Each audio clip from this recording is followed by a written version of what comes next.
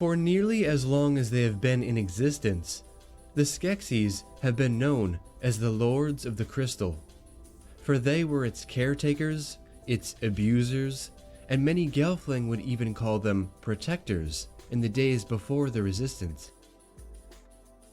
And of course, leading them all in this noble role was the Emperor himself, Skekso, who many would refer to as the true Lord of the Crystal, the one who made the important decisions about how and why the crystal should be used for their own advantage.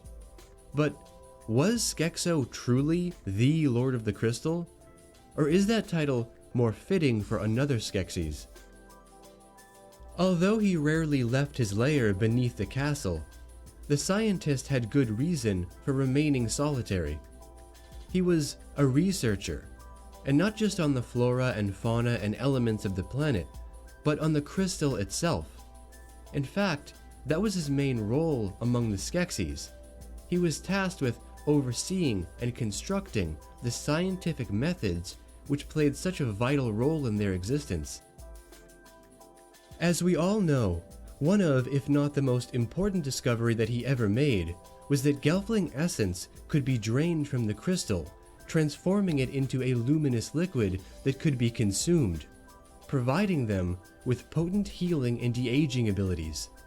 If something like this were to be discovered on Earth, it would be the greatest discovery in history. Of course, we wouldn't drain people for it, but you know what I mean. Of course, that aspect didn't matter to the Skeksis at all, who treated the Gelfling as lesser beings. But putting aside moral viewpoints, this invention was truly brilliant. Think about the brain power one must have to actually conceive and create these ideas. No one understood the crystal like the scientist, so why was he treated so badly? Well, the answer is probably more simple than you think.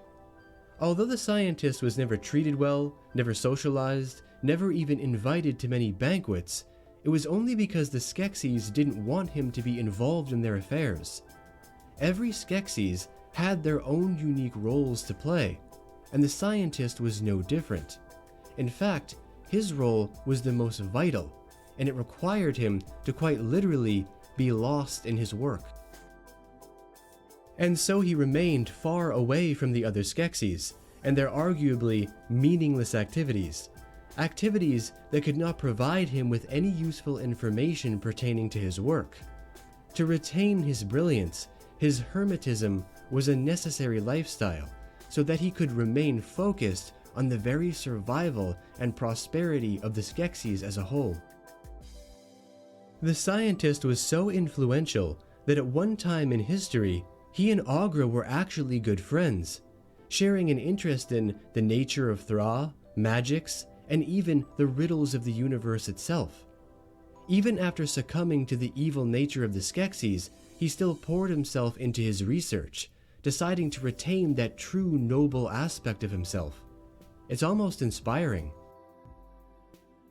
So, with all of this genius and dedication, why was the scientist never considered the Lord of the Crystal?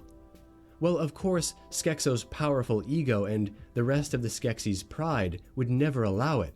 But from the outside looking in, I think it's safe to say we all know the truth. No one was more dedicated to the crystal than the scientist, none more passionate about his work, and none more important to the crystal itself. So, what do all of you think? Was the scientist the real Lord of the Crystal? Leave all of your thoughts and opinions down below in the Great White Void, and I'll see you guys back here for the next video very soon. Until then, take care, for Thra, for Jim, forever.